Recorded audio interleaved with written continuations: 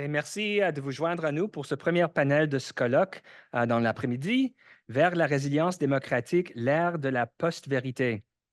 Pour ce panel, pour moi, ce panel est un appel à l'action. Mon nom est Arthur Wilczynski et je suis un professionnel en résidence ici à l'École supérieure d'affaires publiques internationales de l'Université d'Ottawa et membre du Conseil stratégique du réseau d'analyse stratégique. Je serai le modérateur de votre panel. La démocratie est profondément remise en question par toute une série d'acteurs étatiques et non étatiques. L'un des piliers fondamentaux de la démocratie est la compréhension de ce qui est vrai.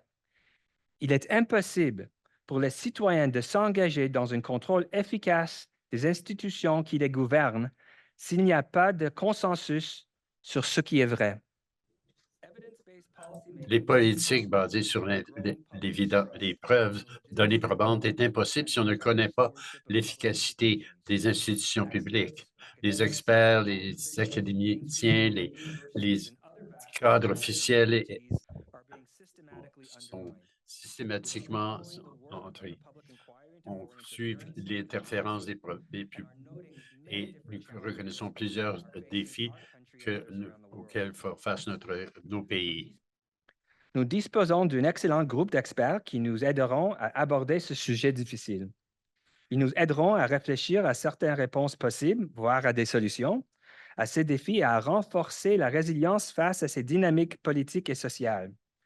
Nous sommes accompagnés aujourd'hui par Marc Doucette, professeur à St. Mary's University, Jean-Christophe Boucher, professeur associé à l'Université de Calgary, David Morin, professeur à l'Université de Sherbrooke, Michèle Tessier, ancienne directrice adjointe des opérations du Service canadien du renseignement de sécurité, et Alexandre Sirois, éminent journaliste à la presse.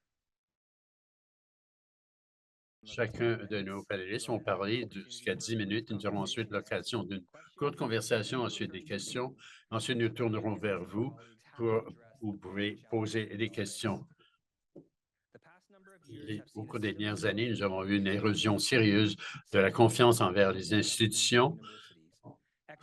L'expertise et les connaissances sont maintenant vues comme spécifiques comme agenda. La connaissance est vue comme la polarisation. J'espère que nous pourrons aborder certaines questions clés au cours de notre conversation de cet après-midi, comme comment l'environnement des médias et de l'information est-il devenu aussi polarisé et politisé? Quels sont les facteurs déterminants et les principaux acteurs qui sapent la crédibilité des grands médias? Dans quelle mesure les présidences de Trump ont-elles accéléré ce processus et quel a été le rôle des actions de ces influences? Aussi, il y a des autres questions. Comment est-ce que ce phénomène se présente ici au Canada? Y a-t-il une différence dans la manière dont ce processus se déroule au Québec? Et comment la pandémie mondiale de COVID a-t-elle accéléré la diffusion des fausses informations et de désinformations dans un large éventail des domaines? La plus grande question est de savoir ce que l'on peut faire face à cette révolution dans la manière dont nous consommons l'information et reconstruisons la confiance dans le savoir et l'expertise dans cet environnement d'information de plus en plus fragmenté. Je vais d'abord commencer par demander à Marc Doucette de l'Université de nous dire ses propos et parler très près du micro, s'il vous plaît.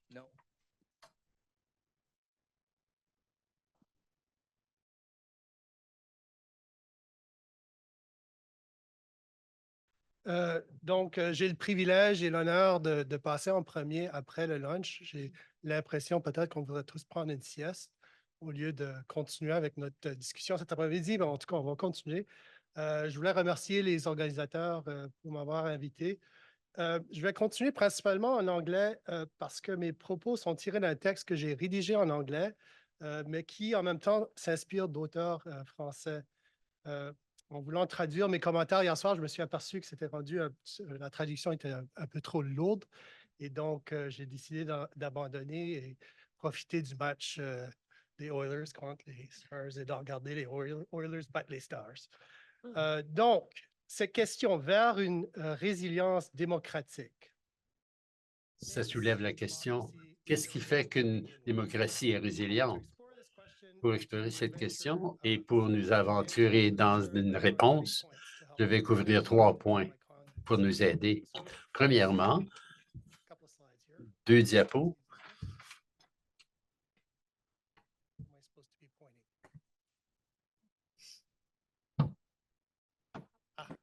Voilà. Premièrement, je pense que suffisamment d'analyse économique pour dire qu'il y a des forces contemporaines pour la perception qui sont en jeu pour taper les fondements de la démocratie et de nos idéaux démocratiques, la suprématie du droit et la séparation et les droits civiques. Ces idées semblent être mises en question dans nos démocraties occidentales, comme ça n'a jamais été depuis la fin de la guerre froide. En deuxième lieu, dans le spectre politique, quel que soit ce politique puisse être, ces jours-ci, le fait que la démocratie est menacée et fait vraiment partie du paysage politique. C'est certainement le cas aux États-Unis, mais ailleurs aussi. Le fait que la démocratie est sous pression et qu'il y a une préoccupation quant aux expériences démocratiques et le désir de protéger cette expérience ou le fait qu'on appuie sous forme de masquer ce qui autrefois serait des tendances autoritaires et dictatoriales pour saper la démocratie et l'accès au droit de vote. Enfin, je pense que nous devons reconnaître qu'il y a une relation réciproque qui existe entre la démocratie et les forces antidémocratiques qui semblent menacer la démocratie présentement. C'est ce que certains ont identifié comme les paradoxes fondamentaux de la démocratie, le pluralisme démocratique pour faire la place aux forces antidémocratiques. Je pense qu'il serait utile pour un panel comme celui-ci de commencer par retourner aux questions fondamentales posées en termes de la démocratie. Les théories politiques, à certains moments, peuvent être critiquées pour avoir s'engagé trop à mettre des étiquettes sur des choses et faire que la démocratie comme en telle est remise en question comme se regarder le nombril. Et je pense qu'il y a plusieurs penseurs politiques, mais je pense que celui pour penser plus spécifiquement à la démocratie idéale et les forces antidémocratiques contemporaines serait Claude Defranc. Lefort, qui est décédé en 2010, est évidemment très bien connu. Il est un des grands penseurs du 20e siècle qui, comme Hannah Arendt, s'attarde à revoir la question du politique, mais dans une configuration moderne. Récemment, on peut constater un certain retour à sa pensée, justement parce que la lecture qu'il nous propose du rapport entre l'aventure démocratique moderne et le totalitarisme ouvre, du moins pour certains auteurs, une perspective sur les tendances antidémocratiques contemporaines. Ceux qui connaissent Lefort vont évidemment se rappeler de sa lecture de la démocratie moderne. Il dit, et je cite, « Le trait révolutionnaire et sans précédent de la démocratie est que le lieu du pouvoir devient vide. » Selon Lefort, un lieu du pouvoir qui est vide est justement le principe générateur de la démocratie. Ça semble contre-intuitif. Est-ce que la place de la démocratie doit être occupée par quelqu'un, par les gens? Mais la réponse est non, parce que ce que ça montre, c'est que pour s'exprimer et exprimer son pouvoir, la figure des gens ne peut pas se matérialiser. Elle se dissout, elle devient atomisée, que ce soit par mécanismes tels que l'acceptation ou même, on pourrait même dire, le besoin obsessif de Paul. Ce qui nous reste, ce n'est pas ce qui rend la figure des gens, mais plutôt l'opposé, un organisme politique divisé. Par exemple, on ne peut pas s'exprimer comme tel, comme une seule voix, mais on pourrait dire que c'est un essai du corps politique sans tête. Donc, un endroit où le droit du pouvoir est vide peut être vu comme l'accumulation et le talon d'Achille. Et c'est la forme, parce que ça veut dire que les frontières du corps politique, à qui est-ce que ça appartient? Qui en est exclu? Et qui peut y prétendre? Et ouvert à la multiplicité et au pluralisme, mais en même temps, un endroit et son talon d'Achille parce que ça devient ce qui anime un effort concentré de déterminer, d'arrêter la faveur des droits pour le rendre une, qui est l'une des essentiels du totalitarisme. Ce qui rend cette forme politique, c'est justement l'incapacité de la multiplicité ou pour utiliser un autre angle, l'intersectionnalité de l'expérience humaine. En même temps, on peut dire que la résilience de l'expérience humaine ce sont des forces antidémocratiques contemporaines.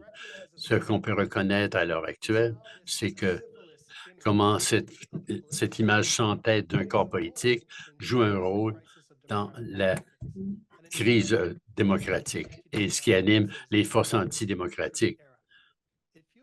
Ça anime la crise parce que au moment d'une crise, c'est l'expression des gens et de résoudre les questions d'autorité politique. Cette expression ne peut pas se matérialiser, ce qui veut dire à son tour qu'il est un terrain fertile pour l'antidémocratie avec des objectifs. Le phénomène Trump est de vouloir refaire la figure du corps politique en son image. Et c'est un peu intéressant, je peux emprunter ton programme, qu'on voit justement sur le programme, si vous ne l'avez pas vu, hein, la figure, l'image de Trump, le corps de Trump. Ça m'a frappé ce matin quand j'ai vu ça. Rien de ça n'est nouveau, mais peut-être ce qui est peut-être nouveau, ce qui ajoute une couche à la démocratie, c'est qu'il y a maintenant une structure de pouvoir amplifiée par les médias sociaux 24 heures qui peut monétiser la politique, qui en fait en utiliser comme matière brute pour le contrôle, pour l'obtenir. Et c'est un modèle très lucratif et qui donne accès à la sphère possible, que ce soit ici ou à l'étranger. Je pense qu'une partie de notre analyse, je vais finir sur ce point, une partie de notre analyse doit comprendre comment on voit ces choses dans la politique, d'être capable d'exploiter le talon d'Achille de la démocratie de façon qui n'ont jamais été vues et qui remet en question la résilience de la démocratie. Merci. Merci beaucoup, Marc. Merci, Marc. Un point très intéressant, c'est le modèle très lucratif et comment mettre un cap là-dessus comme stratégie appropriée. Je me tourne maintenant à mon avis Jean-Christophe de l'Université de Calgary.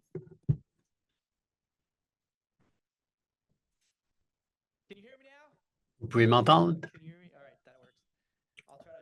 Je vais essayer de mon PowerPoint, partager avec vous mes diapos.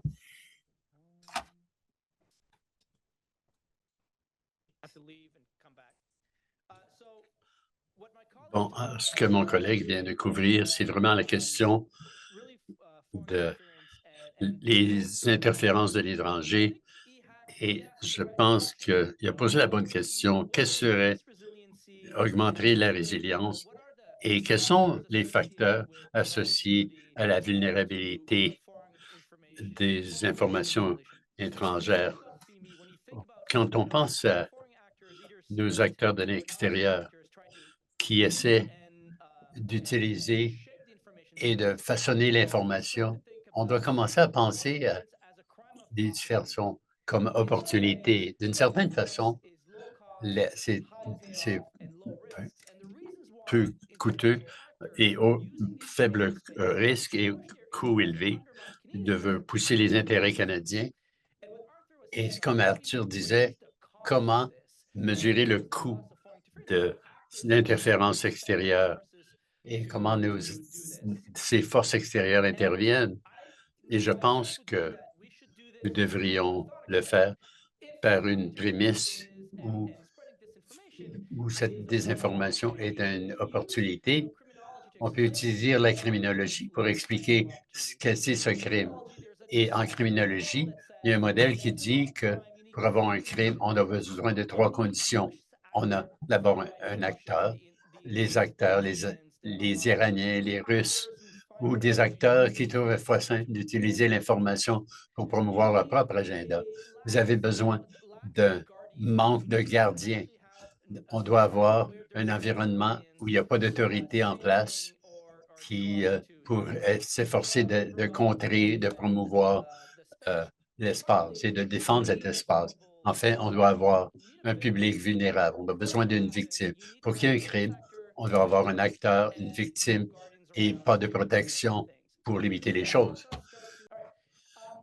Donc, la question, c'est de savoir, est-ce que, quand on parle de résilience, on doit comprendre quel est le public, qui au Canada est vulnérable à l'information, à la désinformation. Et c'est une question empirique, évidemment, mais c'est ce qu'on a fait. Donc, on l'a fait en 2022.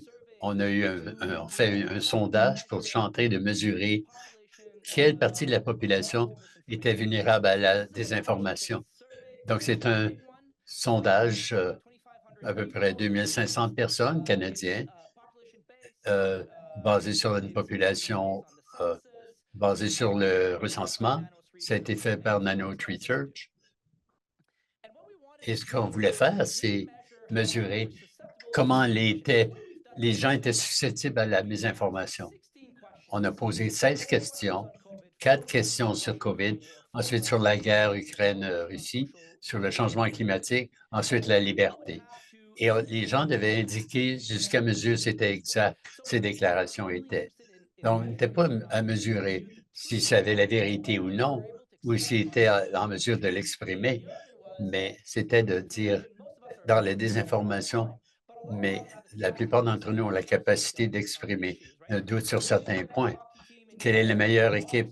Évidemment, ce sont les Oilers, mais à l'heure actuelle, ma certitude est à un 7. Je me trompe peut-être, mais on veut que les gens soient en mesure de mesurer ça, non pas dire « tu ne connais pas la question », la réponse est manquer d'informations ou peut-être pas assez d'informations. Donc, certaines des questions étaient à l'intérieur, certaines étaient vraies et certaines étaient fausses. Donc, on devait suivre à travers tout ça. Et ce sont des données qu'on a obtenues de tout ça. On a posé 4 questions sur COVID. Est-ce que sur la Russie, si les Russes étaient ou non, quelles étaient les responsabilités de l'OTAN, etc. Le changement climatique, aussi sur les questions sociales, la liberté de faire différentes choses au Canada. Donc, dans la théorie du remplacement. Donc, la plupart des gens sont informés qui étaient en mesure de se situer quelque part. Sur certains points, il y avait une proportion importante qui ne savait pas certaines choses. Si on regarde, par exemple, au bas de l'écran, surtout en ce qui concerne le LGBTQ, à peu près 30 des Canadiens disent que ce n'est pas vrai, ce qui est un débat intéressant en soi. La raison pour laquelle on voulait faire ça, c'est pour mesurer comment les gens reçoivent des informations. La première chose qu'on a constatée, c'est que c'était structurel. Donc, on a eu de ces discussions, mesurer l'intervariabilité des questions, et on a vu le point 8.8 qui disait que si vous avez la première question fausse, les probabilités que vous ayez les autres questions étaient 88 ce qui veut dire que c'est très élevé. Très techniquement, dans des sondages, quand on a ce genre de réponse, ça veut dire que ça mesure toute la même chose. Donc, ce qu'on obtient, c'est essentiellement la notion que la mésinformation n'est pas la vulnérabilité, ce n'est pas une question d'information, c'est une question structurelle de sa nature. Et on a passé quelques questions où on regardait quels groupes sociodémocratiques sont susceptibles à la désinformation. Je vais vous dire, tout ça est fondamentalement, les Canadiens sont moins informés, les jeunes Canadiens, que les plus vieux. Je pense que c'est une bonne chose, mais les gens plus instruits sont mieux informés que qui ont moins d'éducation. Les gens en milieu ruraux étaient moins informés et aussi les gens qui font plus d'argent. Parfois, les femmes étaient mieux informées que les hommes. Donc, on voit l'âge, l'éducation, sont les principaux moteurs de l'information et des informations. Ensuite, on a regardé au partenariat et on a fait une régression qui comparait les voteurs d'un parti avec les autres Canadiens. Et si vous êtes ici, on a une question sur la Russie, les libéraux contre les autres Canadiens. C'était sur la Ligue zéro. Ça veut dire qu'il n'y a pas de différence entre ce que les libéraux et les autres pensent. Quand on pense aux conservateurs, c'est moins 1,5. Ça veut dire que si vous êtes un 6 sur 10, vous avez baissé de 1,5, vous êtes conservateur. Ce qui veut dire que les conservateurs sont plus vulnérables à les informations sur la Russie. C'était simplement sur le changement climatique, c'est à peu près la même chose, mais les conservateurs sont moins 3. Si je montrais COVID, c'est la même chose, ou les autres aussi. Donc, ce qu'on obtient de tout ça, c'est que la population vulnérable est surtout plus jeune, moins éduquée, instruite et malheureusement un conservateur. Et on a vu ça en alignant, comme David disait, on a vu ça aussi dans le convoi de la liberté qu'on a vu en 2022, où quand on a fait passer Twitter, 7000 tweets pendant cette période, tentaient à comparer avec ce que les gens disaient. Ce qu'on a vu, c'est que ça avait commencé comme des Canadiens, un événement canadien. On a vu des groupes de l'extrême droite dans la désinformation à ce moment-là, surtout des États-Unis. En réalité, si on regarde le nombre de comptes, il y avait plus des États-Unis que de comptes canadiens. Qui étaient les plus influenceurs? Droit, certains Canadiens, des gens contre les vaccins, Rebel News au Canada, True North. Et essentiellement, c'est des influenceurs du côté de l'extrême droite américaine qui s'engageaient avec les Canadiens et qui influençaient le convoi sur les convois de la liberté. Ensuite, au début du convoi, c'était canadien, c'était tous des engagements canadiens. À un moment donné, c'est passé et c'est devenu Donald Trump Jr., Jack Posobiec, d'autres Tucker Carlson qui ont commencé à engager. C'est devenu un événement américain. Et ce qu'on voit ici, c'est l'interférence de la droite, l'extrême droite qui s'engage dans l'espace canadien pour encourager un mouvement qui était un nouveau 6 janvier. Je cède maintenant la parole à mon collègue.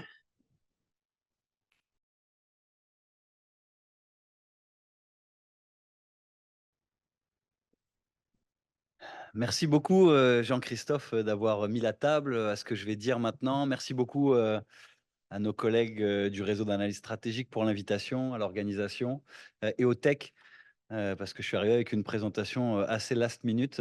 Plus last minute, c'était demain que je serais arrivé. Donc voilà, je vais attendre que la présentation arrive.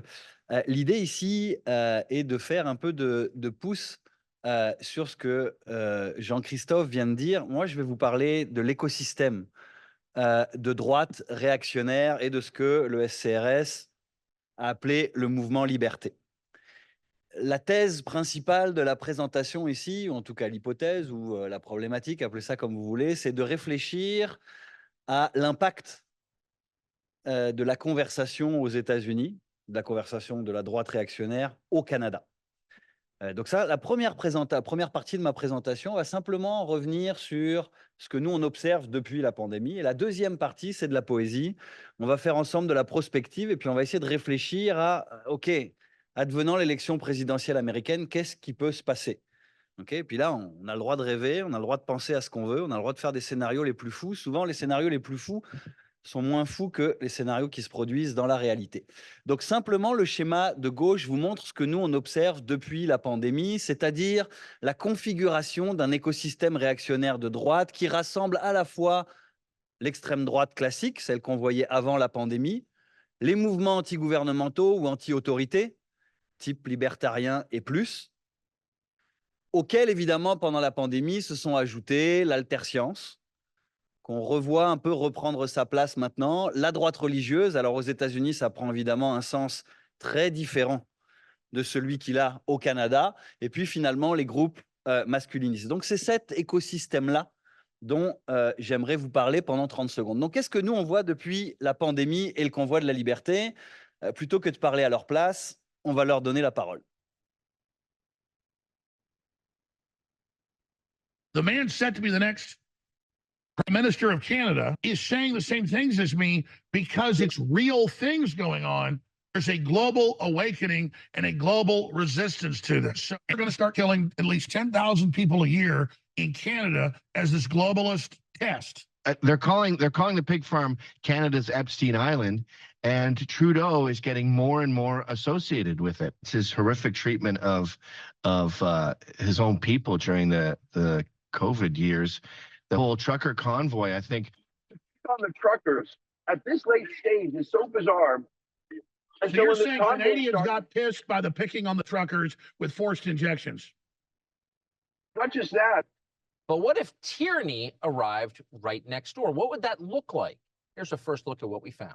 I received bruised, my hands were bleeding.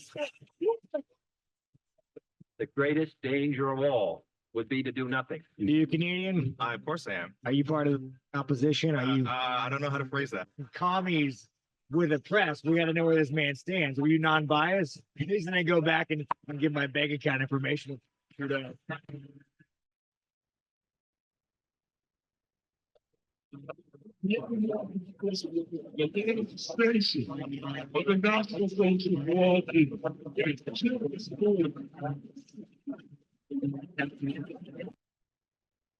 Alors, la dernière vidéo n'a pas été tournée aux États-Unis, elle a été tournée au Québec. La GRC a déposé des accusations contre 2 individus qui appartiennent donc à la division Atomwaffen, qui maintenant a été dissoute, mais qui est un groupe terroriste accélérationniste de droite. Vous avez vu Strickland, donc un champion de MMA, qui se prononçait également sur la question. Si on remonte un peu, Kevin McInnes, donc, qui a créé notamment les Proud Boys, aujourd'hui sur la liste canadienne des entités terroristes, d'ailleurs qui est un Canadien. Et puis si on remonte évidemment, Alex Jones, etc. Donc l'idée ici, c'est depuis nous, la pandémie, ce qu'on observe très clairement au Canada et dans notre écosystème, c'est l'importation et l'adaptation des pratiques en ligne et des guerres culturelles américaines. Donc vous voyez ici un certain nombre de choses, que ce soit la théorie du grand remplacement que tu as montré tout à l'heure, la question climatique, la question de l'identité de genre, le masculinisme, la question des woke, etc. etc. Donc, clairement, un des effets, les premiers que nous, on observe, c'est vraiment cette importation des guerres culturelles au Canada. Le deuxième élément important, c'est l'idée d'une filière désinformationnelle. Tu parlais de criminalité, si on parlait de drogue et que on associe, par exemple, la question de la désinformation à finalement un produit de la criminalité, alors il y a clairement une filière désinformationnelle Canada-US. Et j'ai aucun souci à ce qu'on parle de la Chine, de la Russie, de l'Inde, qui sont effectivement des spreaders, mais qui, en termes de capacité de pénétration, sont bien moindres que la capacité des gros bonnets américains.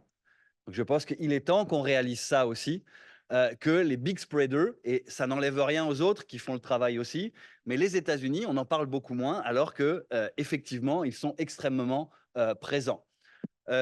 Le troisième élément important, et ça c'est quelque chose dans le narratif qui à mon avis est très important à considérer, c'est que pendant le convoi de la liberté et depuis, on parle beaucoup dans l'écosystème de droite américain et une partie au Canada de libérer le Canada du joug du gouvernement Trudeau qui serait devenu un régime totalitaire, etc. etc. Alors, on pourrait dans une certaine mesure sourire en disant bah, quelqu'un qui trouve que le Canada est un pays totalitaire a probablement jamais visité la Corée du Nord. C'est vrai, dans une certaine mesure, mais le point ici important étant quand même que ce narratif est en train de s'inscrire dans une partie des influenceurs américains et qu'advenant l'arrivée au pouvoir de dirigeants qui seraient un peu plus autoritaires, ce narratif se répand quand même dans une partie de l'opinion publique américaine de manière importante.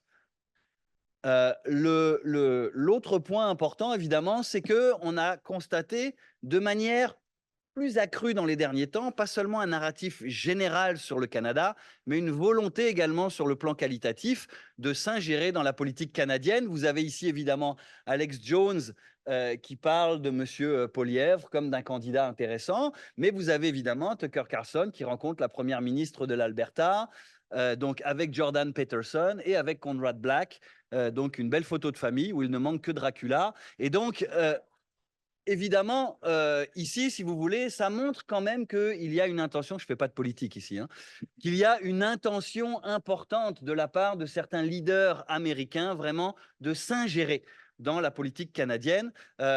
Avec un dernier point, avant de passer plus après, évidemment, à la poésie, une question importante qui est la monétisation. C'est-à-dire qu'on voit quand même des intérêts financiers croissants de part et d'autre de la frontière. Vous voyez ici le Epoch Time Canada qui met de la pub pour Tucker Carlson, etc. On avait vu, Jean-Christophe n'a pas eu le temps d'en parler, mais également une influence importante de la question du Bitcoin pendant le convoi de la liberté, puisque les campagnes de sociofinancement type GoFundMe ont été bloquées. En revanche, la seule, à ma connaissance, qui a réussi à peu près générer 1 million, c'était une troisième campagne avec du Bitcoin dont on a beaucoup moins parlé. Et ça, c'est évidemment beaucoup plus complexe. Peut-être que vous en toucherez un mot pour les agences de renseignement, la GRC et compagnie, de suivre ce type de choses. Donc ça, c'est ce qu'on a vu. Avec un dernier point, évidemment, je vous le rappelle, puis vous avez vu les dernières images, et je m'excuse, j'aurais quand même dû faire un trigger warning, entendre des fusils d'assaut comme ça. De bon matin, ça réveille, enfin en début d'après-midi, ça répond à votre question, votre crainte sur la sieste. Là, on est sûr que tout le monde est réveillé.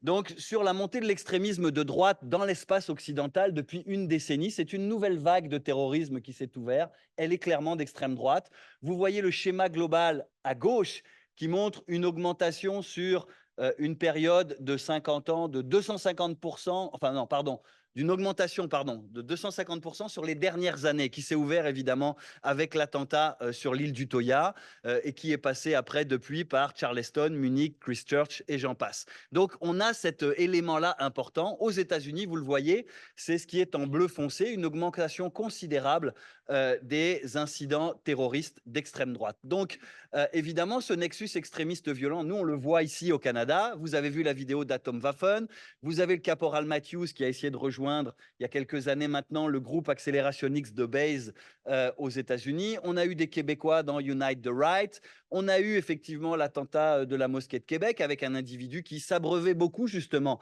au message et au discours de l'alt-right américaine. On a eu les Proud Boys, on a eu les Tripper Centers qui sont maintenant sur la liste canadienne des entités terroristes. Donc ce nexus-là, il existe, il est réel, il continue. Aujourd'hui, au moment où on se parle, récemment, vous avez vu ces sorties-là, il y a effectivement le groupe 764 qui est à la fois satanique d'extrême droite, accélérationniste. Je ne vous conseille pas d'aller regarder leurs vidéos, ce n'est pas très intéressant. On a évidemment aujourd'hui les Active Club, où est là aussi, on voit des échanges. Donc, on a vraiment une transnationalisation de ce mouvement-là. Alors, la prospective en 2 minutes, les scénarios sont beaucoup plus complexes et je pense que Steve le disait tout à l'heure, que M. Trump gagne ou M. Trump ne gagne pas. Donc, l'idée, il y a beaucoup de configurations possibles. Là, ce que j'ai proposé, c'est 2 scénarios. En fait, un où M. Trump ne peut pas se présenter, ce qui serait encore une possibilité pour toutes sortes de raisons.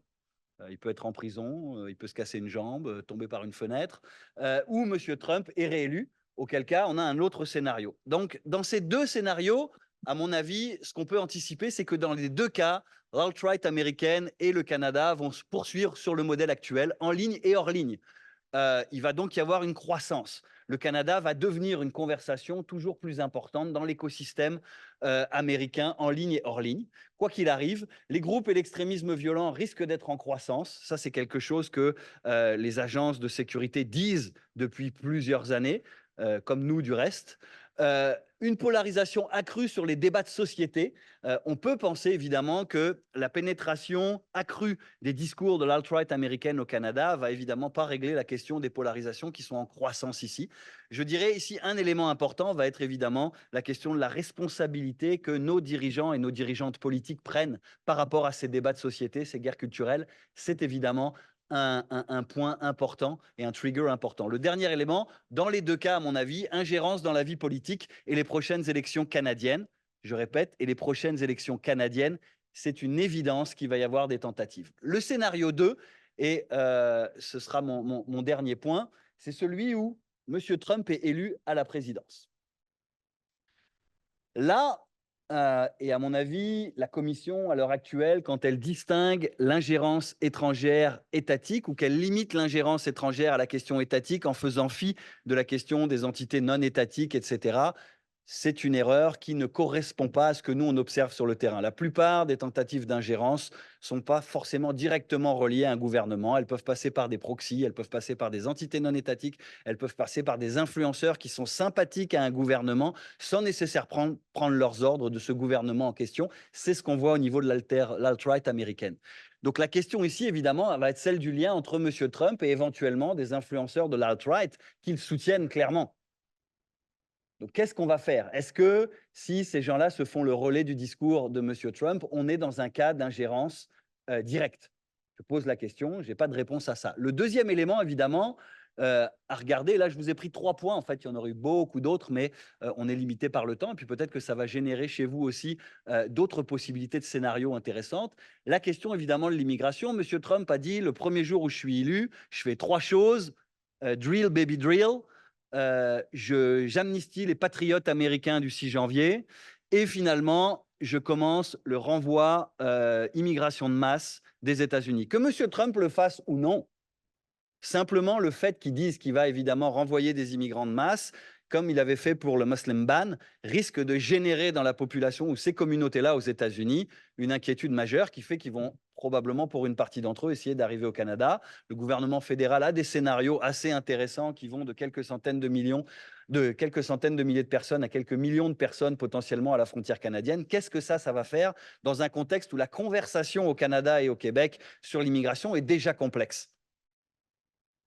Je pose la question, je n'y réponds pas. Et le troisième point que je trouvais intéressant, qui est celui du régime américain qui deviendrait un petit peu plus autoritaire. C'est vrai que M. Trump a dit « je ne serai fasciste que le premier jour », mais les éléments qui nous viennent quand même des États-Unis sur le projet 2025 montrent une volonté de l'entourage de M. Trump de renforcer l'appareil sécuritaire américain. Et quand vous êtes... Puis je ne suis pas en train de comparer M. Trump du tout à du fascisme, parce qu'une fois qu'on a atteint ce point Godwin-là, il n'y a plus de conversation possible. Mais en tout cas, assez sérieusement, les gens nous avertissent aux États-Unis qu'on regarde les scénarios pour verrouiller un petit peu le système autoritaire. Donc la question que je me posais ici, advenant ça, et puis on sait évidemment que l'alt-right et la discussion autour de la violence politique est un tabou qui est levé aux États-Unis depuis longtemps, qui dans le camp MAGA, évidemment, n'est plus du tout un tabou. Je me disais, nous, au Canada, du point de vue de nos agences de sécurité, du point de vue de l'armée, qu'est-ce qui se passerait, par exemple, et là, c'est un scénario totalement hypothétique, où M. Trump, par exemple, demanderait à ses agences de sécurité, nommément peut-être l'armée américaine, d'intervenir advenant, par exemple, des émeutes au pays. Alors tout le monde dit, c'est pas possible, c'est contraire à la Constitution américaine. En fait, les États-Unis l'ont déjà fait dans des cas de crise et de force majeure, qui ressemblent d'ailleurs un peu à la loi sur les mesures d'urgence qu'on avait vue il y a quelques décennies ici. Que ferions-nous au niveau de notre appareil sécuritaire à nous? Puisqu'on sait qu'on a des appareils sécuritaires qui sont extrêmement intégrés, que ce soit l'échange de renseignements, que ce soit les collaborations au niveau des militaires, etc., etc. Donc je pose la question qui me semble une question qui n'est pas totalement théorique et à laquelle, évidemment, il serait intéressant d'avoir des réponses que je n'ai pas aujourd'hui. Voilà, merci beaucoup. Merci beaucoup. Vous devez avoir perdu le souffle. Vous avez posé des questions très intéressantes et très importantes. Je crois qu'il est important que les gouvernements répondent à ces questions parce que ces scénarios pourraient avoir lieu bientôt. Toutes les présentations sont très intéressantes. Nous avons un collègue qui n'a pas encore parler. Alors, désolé de vous donner toute l'attention, mais c'est à vous. Voilà, bon, parfait.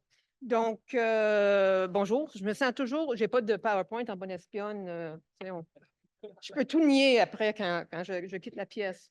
Donc, je me sens toujours un peu comme un intrus quand j'arrive dans ces discussions parce que, évidemment, en tant que service de renseignement, on n'en entend pas souvent parler. Et d'ailleurs, c'est une des raisons pour laquelle, premièrement, je remercie pour l'invitation et pour laquelle, suite à ma retraite l'année dernière, j'ai décidé justement de participer avec les universitaires, avec les médias pour mieux expliquer le renseignement. Alors, mon but aujourd'hui, c'est un peu d'expliquer ce que fait le SCRS devant ces défis à l'heure actuelle et que sont les défis du SCRS. Premièrement, la loi sur le SCRS, avec quelques modifications, mais essentiellement, a été écrite en 1984. Donc, évidemment, on doit la moderniser. Je vais y revenir à la fin parce qu'il y a un projet de loi présentement qui a été déposé à cet effet. Alors, le service de renseignement regarde vraiment à 4 menaces. L'espionnage, sabotage, les activités influencées par l'étranger, donc ce qu'on appelle l'ingérence étrangère, et je vais y revenir au niveau de comment on définit l'ingérence étrangère, le terrorisme, et finalement la subversion. Donc, ce sont les 4 menaces qui sont inscrites dans la loi du SCRS. Évidemment, et on l'a vu vraiment avec le convoi de la liberté, avec la menace économique quand les frontières ont été bloquées, il y a toute la question, c'est quoi la sécurité nationale? On en a beaucoup parlé durant la commission Rouleau, et c'est certain que le service, on l'a vu durant la pandémie, le service de renseignement regarde les menaces telles qu'elles sont définies, mais évidemment regarde d'autres types de menaces et l'évolution de la société. Par exemple, durant la pandémie, il y avait beaucoup de demandes pour des renseignements sur la santé. On a travaillé beaucoup avec les individus qui étaient responsables pour les vaccins, les sociétés de biopharma, pour leur expliquer un peu c'est quoi la menace de certains pays. Donc, si je reviens à l'ingérence étrangère, on vient de mentionner que la commission Haug regarde l'ingérence étrangère commise par des États étrangers. Les CRS également. Est-ce que ça doit évoluer? C'est une bonne question à se poser. C'est certain qu'en tant qu'un service de renseignement, il faut un encadrement. Je vous dis que le service de renseignement de sécurité est le plus surveillé au monde, je vous garantis. Pour avoir travaillé avec des alliés, il y a beaucoup d'organismes de surveillance sur les activités du SCRS. Toutefois, il faut quand même bien encadrer les menaces et les enquêtes du SCRS, étant donné l'étendue de leur pouvoir. Donc, oui, quand on revient à l'ingérence étrangère, on doit avoir l'implication d'un État étranger, mais il peut y avoir des proxys, il peut y avoir des agents, mais le commanditaire, si vous voulez, doit être un État étranger. Deuxièmement, ça doit être clandestin. L'activité doit être clandestine ou trompeuse, ou impliquer une menace vers un individu. J'ai témoigné moi-même durant la commission Haug et on a parlé beaucoup des menaces devant les diasporas par certains pays. Et finalement, doit mettre à risque ses intérêts canadiens. Donc, ça, c'est les 3 critères que le service de renseignement a créés afin de mieux définir l'ingérence étrangère. Quand on regarde le terrorisme, et on a développé un terme, si vous voulez, qui s'appelle l'extrémisme violent à caractère idéologique. Donc, Ideologically Motivated Violent Extremism. C'est le SCRS qui l'a créé et d'autres pays l'ont adopté parce que la menace évolue tellement et même au niveau de la politique, surtout aux États-Unis, si je me permets, si on dit right-wing extremism, les gens disent, bon, un instant, I'm a right-wing politician, why would I be an extremist? Donc, afin de mieux capter cette menace qui évolue et qui touche un peu tout spectrum de l'idéologie, c'est le terme que le service a utilisé. Et le service a créé 4 catégories. Ça ressemble un peu à l'écosystème, mais la xénophobie, l'anti-genre, anti-gouvernemental, les anarchistes, extrémistes pour les causes, que ce soit l'environnement ou d'autres, ou qui prônent la violence. Et pour rencontrer la définition pour le service, quand le service regarde, est-ce qu'on ouvre une enquête contre un individu, un groupe, que sont les critères? Bon, finalement, il y a premièrement, il y a les 4 catégories. Après, quand on regarde les 4 catégories, est-ce que l'individu ou le groupe soutient l'utilisation de la violence grave qui mène à la mort? Que ce soit endommager la propriété qui peut mener à la mort, mais est-ce qu'il prône la violence grave qui peut mener à la mort? Finalement, est-ce qu'il cherche à changer la société? Ce n'est pas seulement un grief personnel, ce n'est pas seulement parce qu'il ne croit pas dans les vaccins ou il ne veut pas porter de masque. Il faut que ce soit vraiment ces 3 critères. Si David Vigneault, le directeur du service, était ici, il parlerait de son fameux funnel. À chaque fois qu'il parle, il parle du funnel, l'entonnoir. Donc, au tout début, on a des propos déplaisants. Ensuite, on a des propos plutôt haineux qui tombent un peu dans la criminalité. Ensuite, c'est ce qui intéresse beaucoup le service de renseignement. C'est je reviens aux 3 critères. Ceux qui prônent la violence grave, qui mène à la mort, qui veulent changer la société, qui tombent dans les 4 catégories que j'ai expliquées. Ce n'est pas une science exacte. C'est très difficile et j'ai eu beaucoup de discussions avec les employés parce que maintenant, et c'est public ce que je dis, au moins 50% des ressources du service de renseignement qui travaillent le contre-terrorisme travaillent l'extrémisme violent en caractère idéologique. Donc, on voit que ça grossit. Le plus qu'on cherche, le plus qu'on trouve. Et c'est difficile de dire jusqu'à quel point qu'on embarque un service de renseignement. Le service de renseignement n'a pas de pouvoir d'arrestation. Ça appartient au corps policier. Évidemment, le service de renseignement travaille très étroitement avec eux, mais néanmoins, c'est trouver une façon de s'assurer que les enquêtes visent les bonnes personnes, les personnes qui devraient viser. On a parlé de l'utilisation des réseaux sociaux, de la désinformation.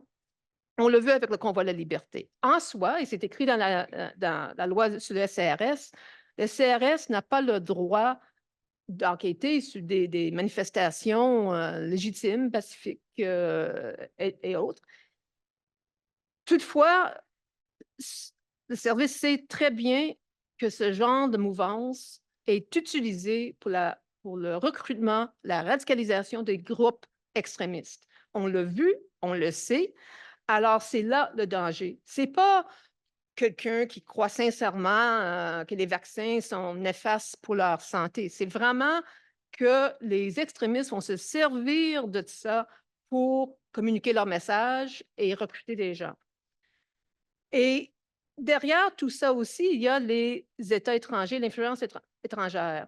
Je me suis fait dire, pour vous donner un exemple, que je ne sais pas si vous avez entendu des fameuses punaises de lit en France l'année passée, mais quelqu'un m'a dit récemment que les Russes ont utilisé ça pour faire la désinformation, pour miner, ils ont amplifié le message pour miner la confiance des gens dans leur gouvernement, dans la capacité de gérer le problème. Donc, c'est ça, l'ingérence étrangère et la désinformation. C'est de miner la confiance que les gens ont dans leur système. Et ça se répand à une vitesse phénoménale. Ce matin, dans le New York Times, il parlait d'un individu, un Américain qui habite maintenant à Moscou, qui a une centaine de sites web qui prônent la désinformation et les gens qui ressemblent beaucoup à des sites de médias légitimes. Finalement, je vais arrêter en faisant un plug, si je peux me permettre, sur le projet de loi de C-70 qui cherche justement, c'est le projet de loi qui vient d'être déposé pour combattre l'ingérence étrangère.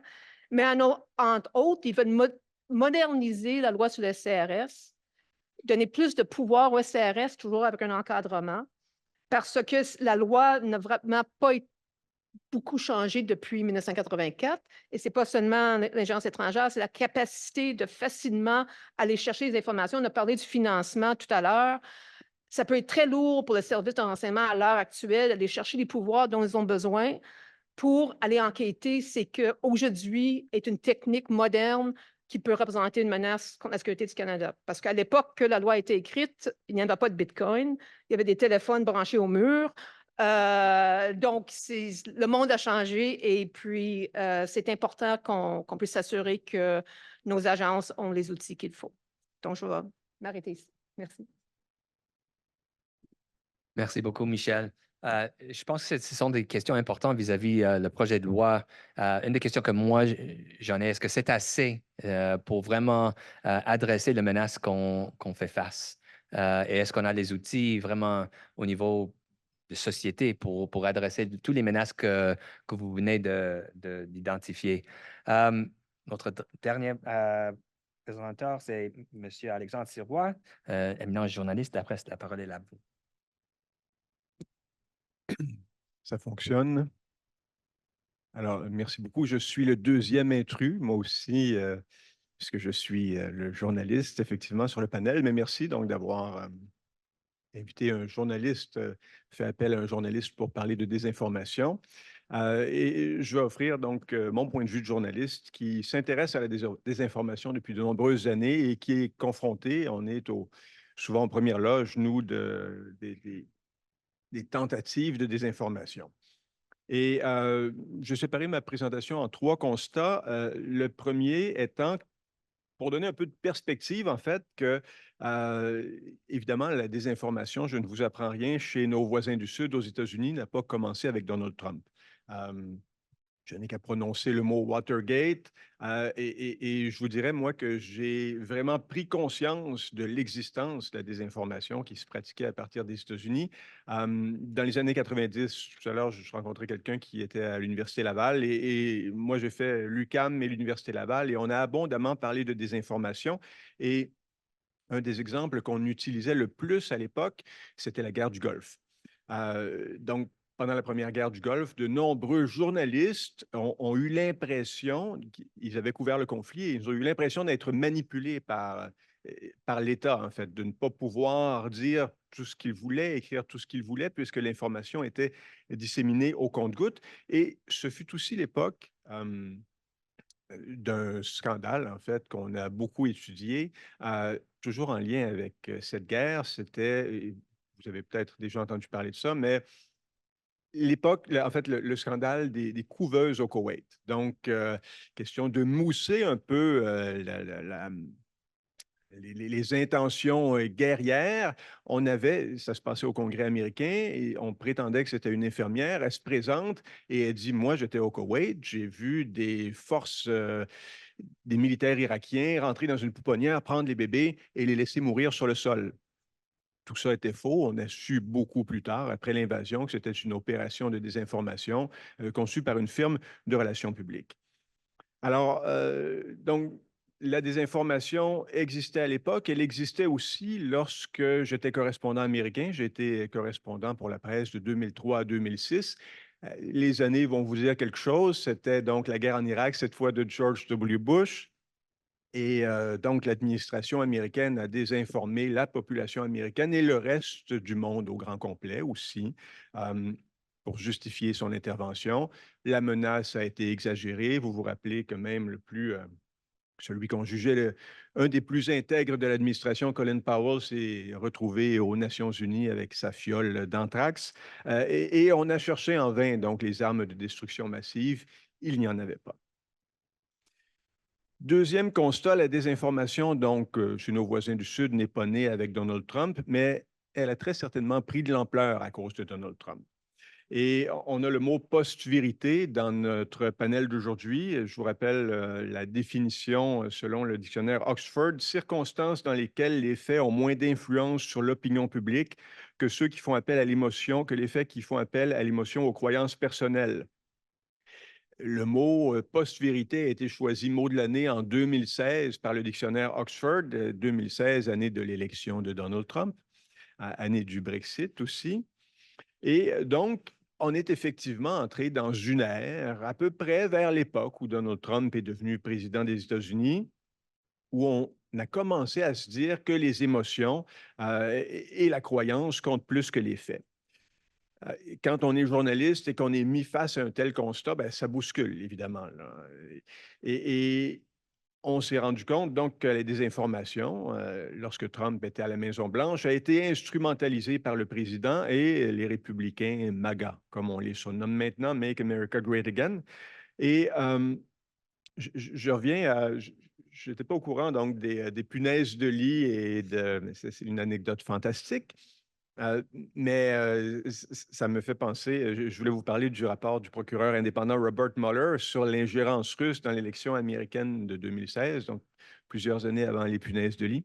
Et il a déclaré justement que l'objectif de Moscou, c'est exactement ce que Michel disait, c'était de semer la discorde au sein du système politique américain, c'était de diviser la population. Et je pense que Trump, en fait, et l'écosystème républicain dont mes collègues parlaient ici, ont compris ça. Et c'est exactement ce qu'ils font depuis le jour où il s'est lancé dans la course à la présidence.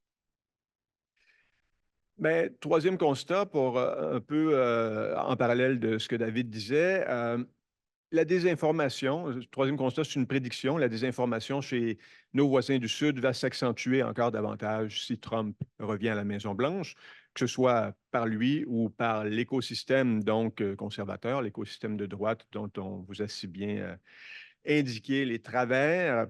Je suis convaincu qu'il y a une différence entre Trump à la Maison-Blanche et Trump en dehors de la Maison-Blanche, même si, bien sûr, il continue ses opérations de désinformation à l'heure actuelle et depuis qu'il a quitté la Maison-Blanche. Le grand mensonge, donc l'idée que l'élection américaine lui a été volée, est probablement le meilleur, à la fois le meilleur et le pire exemple. J'ai un chiffre intéressant pour vous convaincre que Trump à la Maison-Blanche, ça fait une différence. Le Washington Post, qui a fait un travail journalistique quand Trump était au pouvoir, a tenté de calculer le nombre de mensonges ou d'allégations trompeuses de Trump.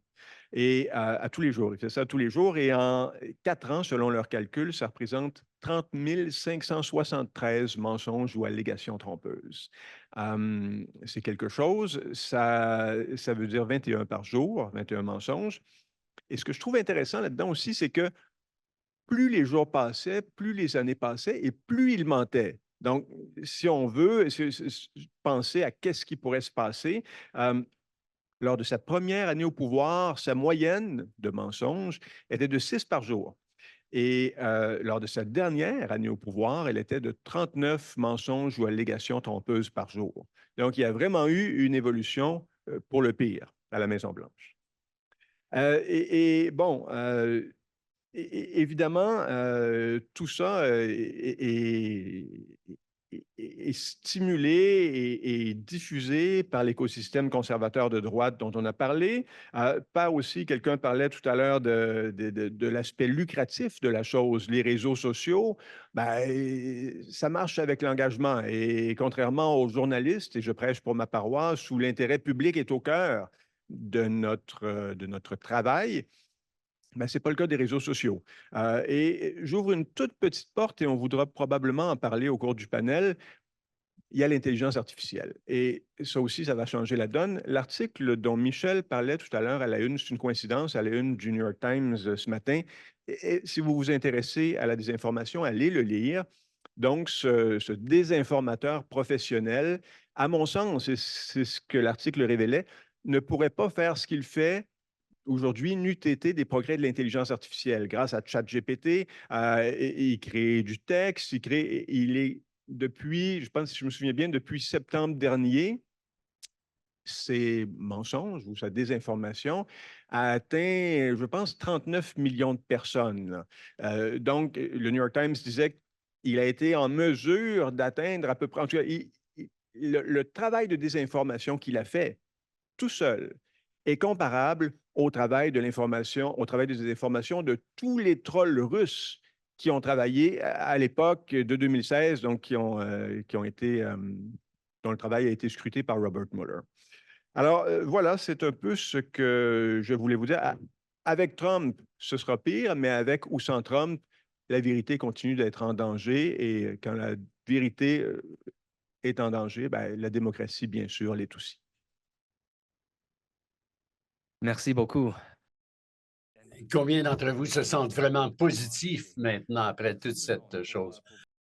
Merci tout le monde pour vos présentations. Je pense que c'était vraiment impressionnant, vraiment important d'être à l'écoute de tout la diversité de vos perspectives.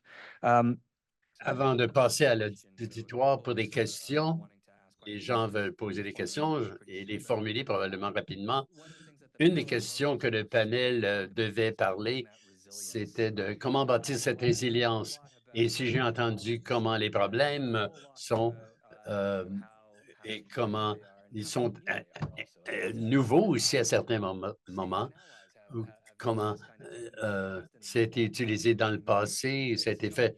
C'est pas une nouvelle chose, cette mésinformation ou désinformation, mais comment répondre aller au cœur de ce problème, au plus profond du problème pour le résoudre. Quel est le rôle du journaliste, par exemple, du gouvernement? Quel est le rôle de l'éducation et pour atténuer, sinon renverser cette tendance vers la perte de vérité. J'aimerais commencer.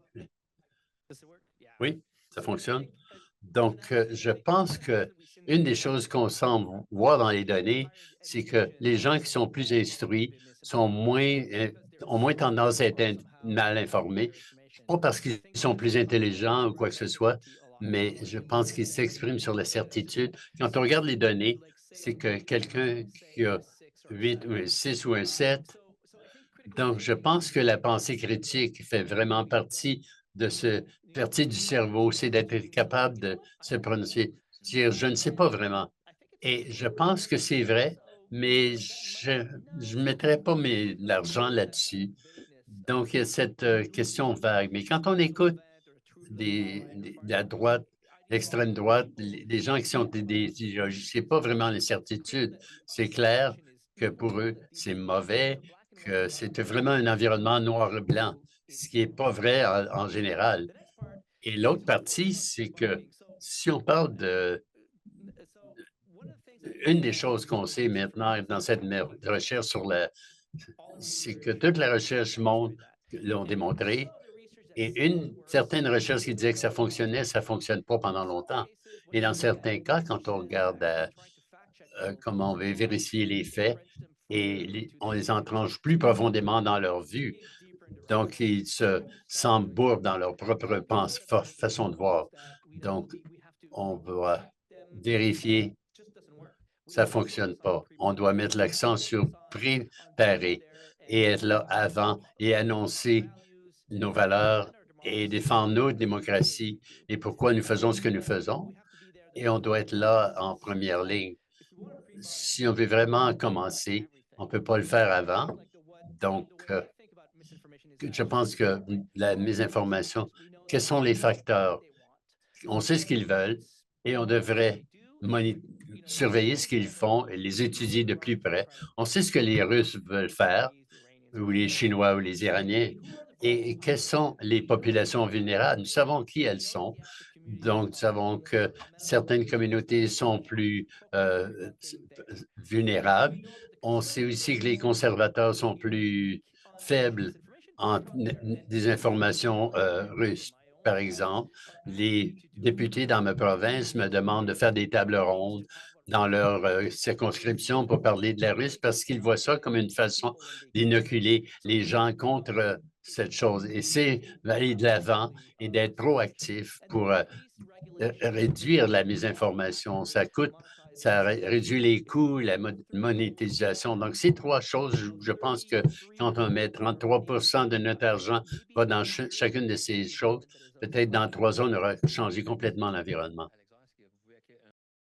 Alexandre, est-ce que vous pouvez avoir un rôle particulier pour les journalistes pour adresser le problème? Je pense que oui, évidemment. Encore une fois, je prêche pour ma paroisse, mais soutenir les médias d'information, soutenir l'éducation aux médias. Et d'ailleurs, les journalistes au Québec travaillent à soutenir l'éducation aux médias. J'en connais qui se promènent à travers les écoles du Québec pour expliquer aux jeunes ce que sont les fausses nouvelles et ce que sont les vraies nouvelles.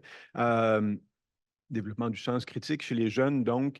Et il y a toutes sortes d'initiatives possibles. Je reviens, en fait, j'étais à Carleton-sur-Mer. Moi, je suis gaspésien et il y a maintenant un festival de journalisme à Carleton. Et j'y étais la semaine dernière. Et c'était un événement, franchement, là, c'était un événement qui a permis de tisser des liens entre les journalistes et la population.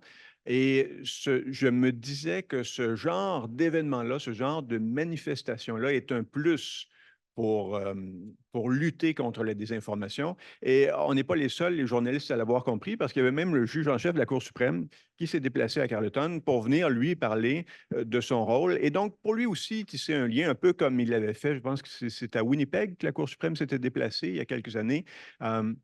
Donc, il était là avec le même objectif un peu que nous, journalistes. Alors voilà, pour ma part, c'est ce que je préconiserais bien humblement. Marche, ouais.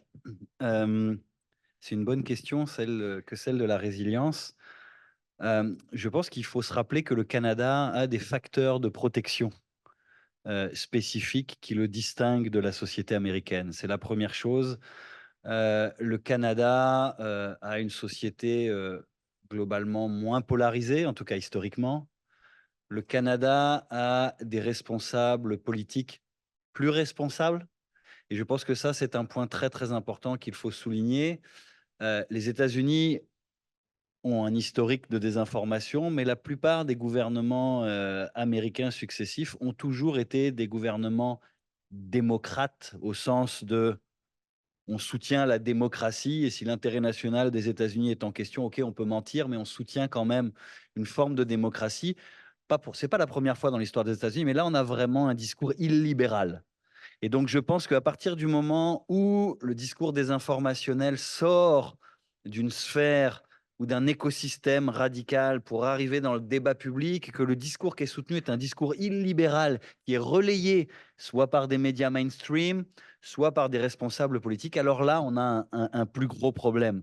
Donc ça, c'est le deuxième facteur, je pense, de protection au Canada qui est important.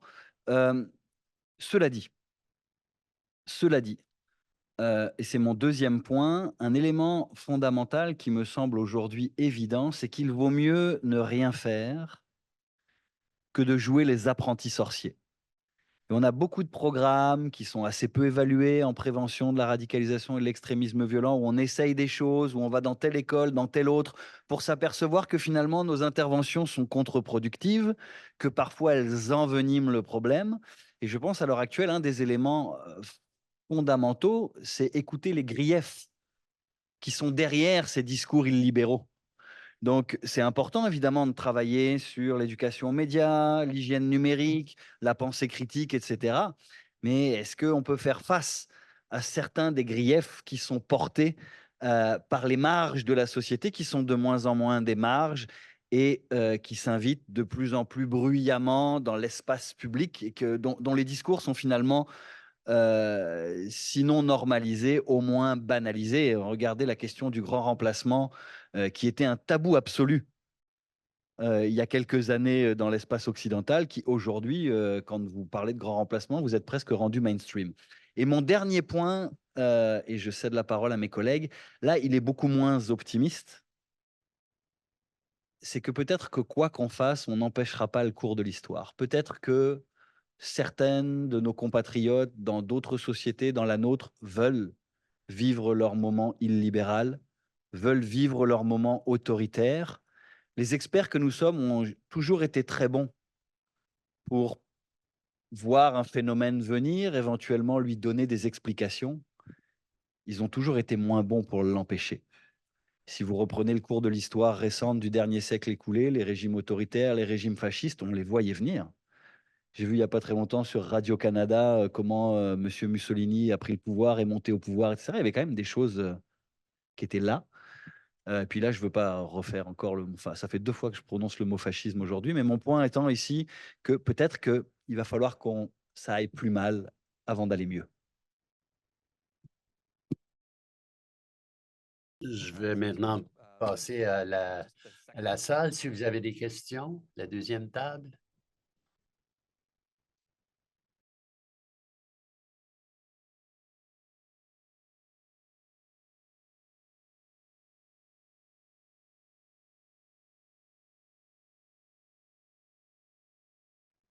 Bonjour, Emma Lima, Université de Montréal. J'ai une question plus spécifiquement pour David Morin et Jean-Christophe Boucher. Merci pour les présentations. On comprend bien les processus de diffusion de l'alt-right et puis la transnationalisation, etc.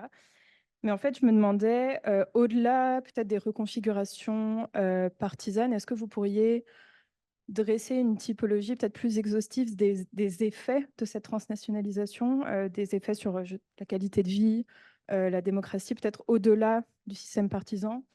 Oui, c'est ça, une idée générale des effets et éventuellement une prospective de ce qui se passerait si ça continue à se diffuser. Merci.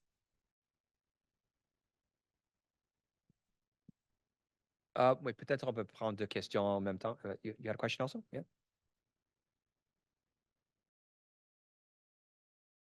Ma question est si vous pourriez peut-être parler un peu plus du rôle de l'autorité privée, surtout si j'ai pas manqué des gens comme MADA et l'augmentation dans l'information, aussi en agissant de façon relativement sans contrôle. Et peut-être que ça se passe en même temps que la capacité du gouvernement à y répondre, non seulement en termes de définir des institutions publiques, le journalisme, etc., mais aussi comment le gouvernement lui-même gouverne ses propres activités et être en mesure de juste simplifier l'accès aux nouvelles aux Canadiens, comme ne pas avoir accès à CBC News sur Facebook, mais avoir accès par d'autres moyens. On peut répondre à ces questions pour commencer.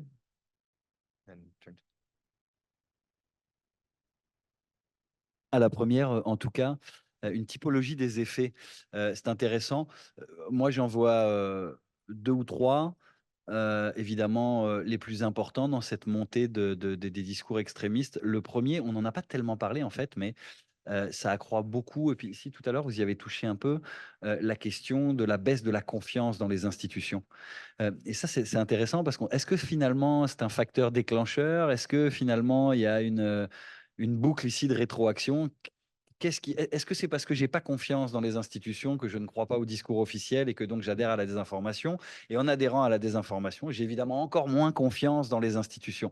Donc là, il y a une espèce de cercle vicieux qui, à mon avis, doit être adressé. Mais ça, c'est la première chose et elle me semble évidemment fondamentale parce que quand vous regardez l'espace occidental et la montée de ces mouvements-là, il y a vraiment une conversation, bien plus que le complotisme, etc., est vraiment quelque chose d'anti-système, d'anti-élite. C'est d'ailleurs la définition même du populisme, qu'il soit de gauche ou de droite, c'est il faut maintenant servir le peuple avant les intérêts des institutions, qu'elles soient politiques, scientifiques, médiatiques.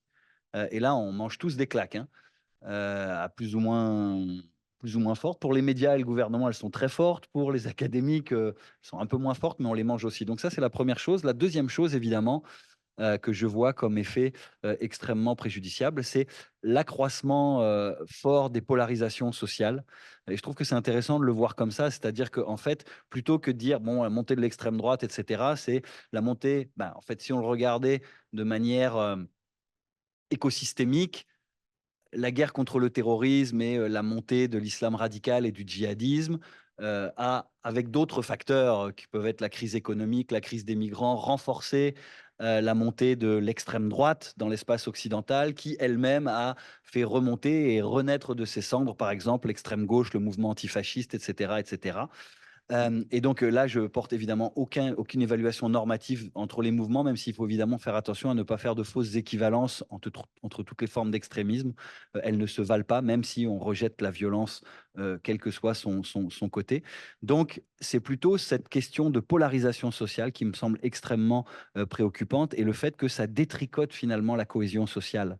Et je pense qu'à terme, c'est vraiment ça qui nous menace. C'est là où je disais que peut-être qu'au Canada, on a encore finalement de l'avance ou du retard sur la montée de ces extrêmes-là et qu'on a quand même encore cette question-là. Alors après, vous me renverrez un argument intéressant qui est de dire oui, mais bon, le filet social dont on parle au Canada pour l'opposer aux États-Unis est extrêmement présent en France.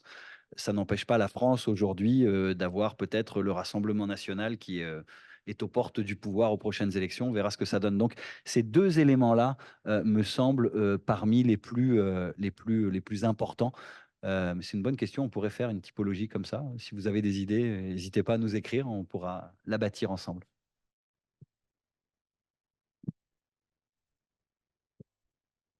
suis assez d'accord avec David. Donc, je crois que d'une certaine façon aussi, ça érode notre croyance dans les principes démocratiques. Moi, ce qui m'inquiète davantage, puis comme il parlait de polarisation sociale, c'est aussi la montée de l'intolérance.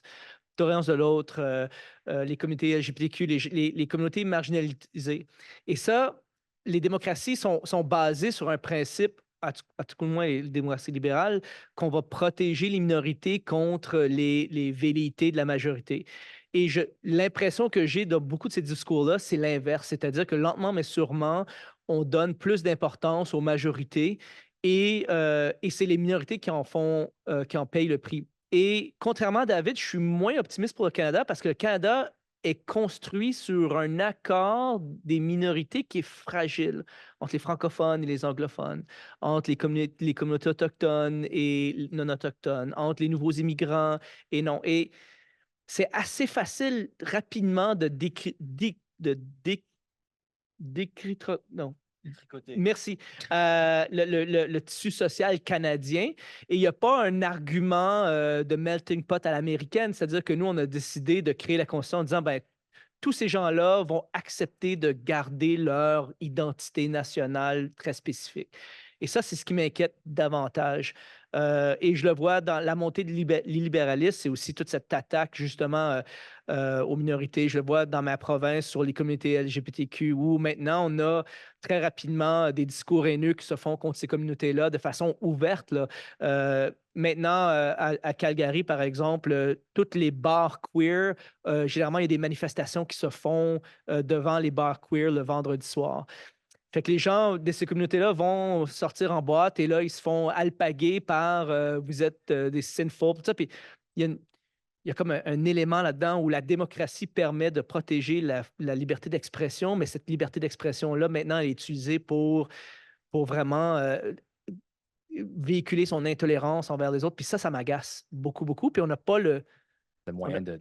Ouais. Alors, moi, je le vis ça d'une façon quotidienne. En tant qu'homme gay, puis aussi en tant que membre de la communauté juive, je vois des deux côtés. Je vois l'antisémitisme très, très direct. On voit amplifié presque quotidiennement maintenant à cause de la guerre à Gaza, mais aussi de côté de comme un homme gay. Je reçois des menaces de mort ici en tant que professionnel en résidence. Je trouve que ça devient très hyperbolique. Surtout, il n'y a plus de modération maintenant en termes de langage utilisé. Ça devient de pire en pire. Et la question que vous avez posée en termes du rôle des compagnies privées et comment la responsabilité qu'elles ont en termes dans cet espace. Je ne sais pas si c'est Michel, c'est quelque chose que, comme ancien employé du gouvernement, peut-être que tu aurais une réponse à ça aussi. Je vois une autre question après, oui. Donc, je peux dire que c'est une bonne question. Et quand on travaillait à empêcher l'interférence, plusieurs des questions qui venaient de nos partenaires, c'était qui s'occupe des médias sociaux? Est-ce que c'est surveillé par les social media? Alors, qu'est-ce qu'il fait? Et en fait, il y avait des discussions sur, bon, les Américains, sans les Musk, mais en termes de les FBI, avaient des bonnes relations avec Facebook, des bonnes relations avec d'autres plateformes des médias sociaux, mais ils sont vraiment leur propre police.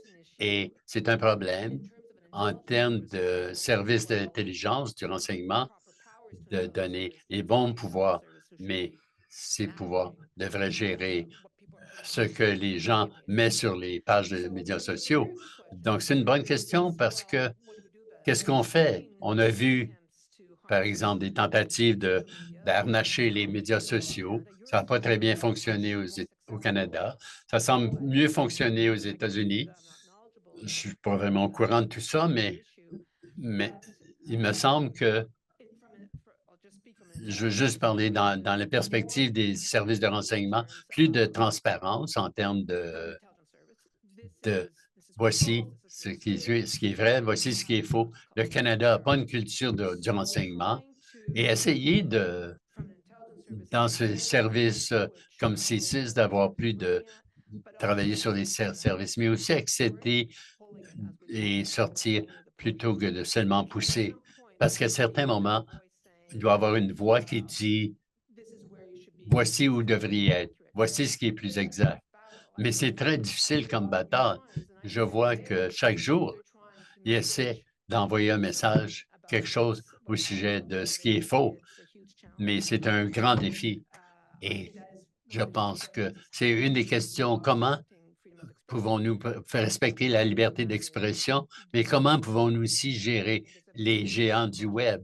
Donc, c'est une question très importante. Oui, mon nom est Cléa. Je veux parler de cette dernière conversation où on a identifié un lien entre la désinformation et la musicalisation. Mais je me demande si vous croyez que la désinformation sur le genre est une menace unique à la démocratie et aux droits de la personne au Canada.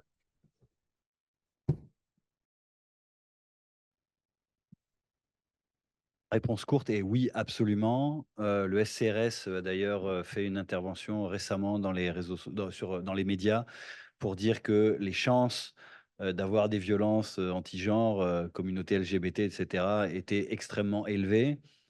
Nous, on travaille avec les écoles. Il y a un backlash dans les écoles. J'aurais pu vous amener des statistiques, mais ça vous aurait encore plus déprimé. Donc, on va laisser faire les statistiques, mais notamment sur la perception de l'égalité entre les hommes et les femmes et sur la question du rôle du féminisme dans la société. Et il y a des statistiques extrêmement pertinentes sur la génération Z qui montrent un décalage croissant entre les jeunes hommes et les jeunes femmes sur cette question-là de l'identité de genre, notamment dans la relation ou dans l'égalité homme-femme. Donc ça, on l'observe très clairement et à mon avis, on a vraiment tort de prendre cette question-là pour acquis. La question du genre va devenir un enjeu très, très important dans ces questions-là. Je voudrais revenir sur un micro-élément sur la question de la démocratie qui me semblait pertinent. Il faut faire attention aux réseaux sociaux numériques parce que les réseaux sociaux numériques donnent une vision extrêmement déformée de la réalité sociale. Et je pense que l'intolérance se niche là où il y a un vide dans la conversation politique. Et donc, il faut absolument, et vous le verrez, moi j'en rencontre des gens radicaux qui sont souvent, alors je ne parle pas des plus extrémistes, mais moins radicaux quand vous les avez face à vous que ce qu'ils disent sur les réseaux sociaux numériques. Donc je pense que notre travail à nous, et je ne voudrais pas nous laisser sur une note trop pessimiste, c'est de réinvestir les espaces démocratiques, de rétablir de nouveau cette conversation-là avec ceux qui veulent le bien. Mais je pense que la démocratie n'est jamais aussi forte que quand on y croit et elle n'est jamais aussi faible que quand on ne croit plus aux règles du jeu. C'est comme un jeu de société. Quand on joue en famille, si on joue au Monopoly, mais que tout d'un coup, quelqu'un décide de plus croire aux règles du jeu, ben, le Monopoly, ça marche pas, vous trichez, vous donnez moins d'argent à votre enfant, c'est ce que je fais pour gagner tout le temps. Ma fille l'a compris que je trichais aux jeux de société, donc ça fonctionne pas. Donc je pense que c'est vraiment important de prendre conscience de ça. Je pense en termes de recherche aussi, on a beaucoup abandonné la recherche hors ligne. Donc, on ne sait pas vraiment ce qui se passe dans la vraie vie, dans les écosystèmes plus radicaux, etc.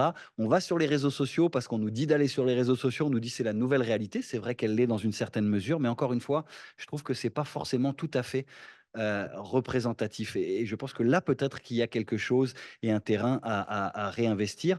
Pendant très longtemps, dans les médias, par exemple, dans l'espace occidental, on se posait la question de savoir est-ce qu'on va censurer l'extrême droite, par exemple, en Belgique, etc.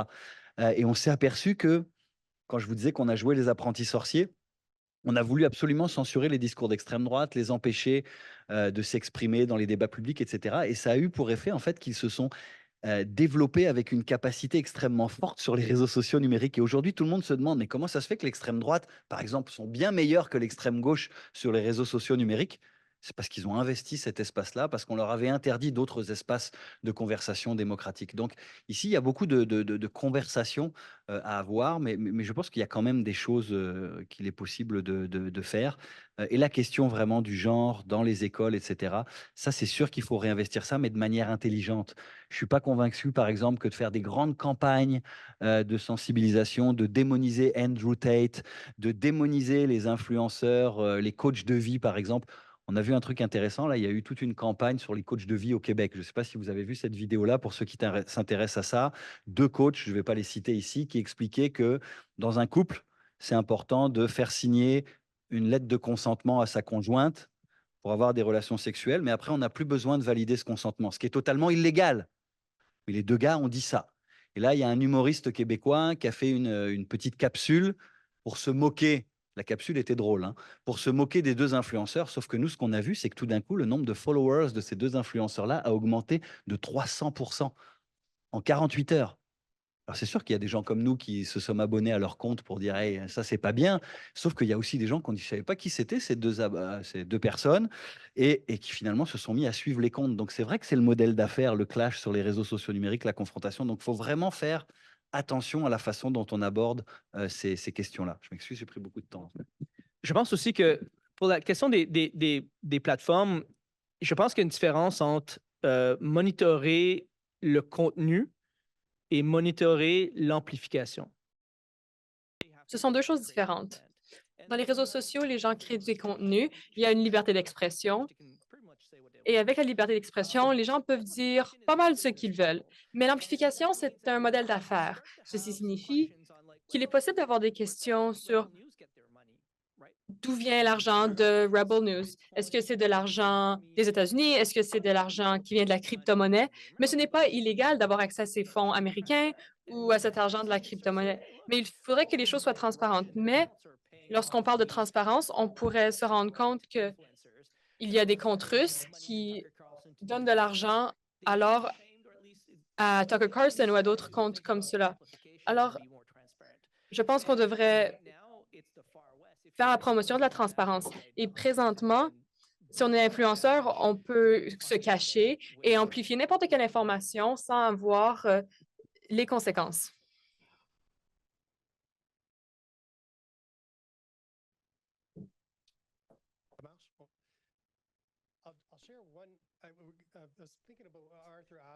Je pensais à la question de Arthur sur la résilience. J'ai une anecdote à partager.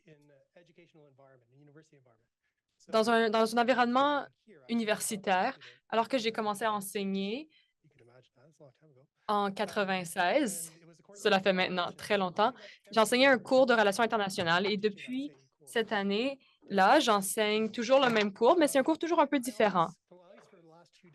Et pendant les 20 dernières années, j'ai commencé mes cours avec une question très simple.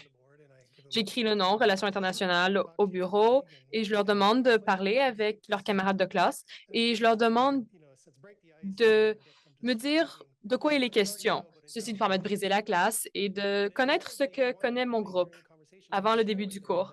Et pendant cette conversation, je leur dis que lorsque moi j'étais étudiant de premier cycle, la tombée du mur de Berlin était un événement important qui nous a marqués. Mais lors des dernières années, les enfants qui parlent des relations internationales, on voit que leur compas politique est déjà en train de se former. Et la manière que ce compas se forme est très différente de la manière que le mien s'est formé. Les conversations sont très différentes, mais avec un groupe d'étudiants, juste pour partager l'histoire au complet, cette année, après mon cours, 2 étudiants sont venus me parler. Ils avaient vu une vidéo en ligne. Et après le cours,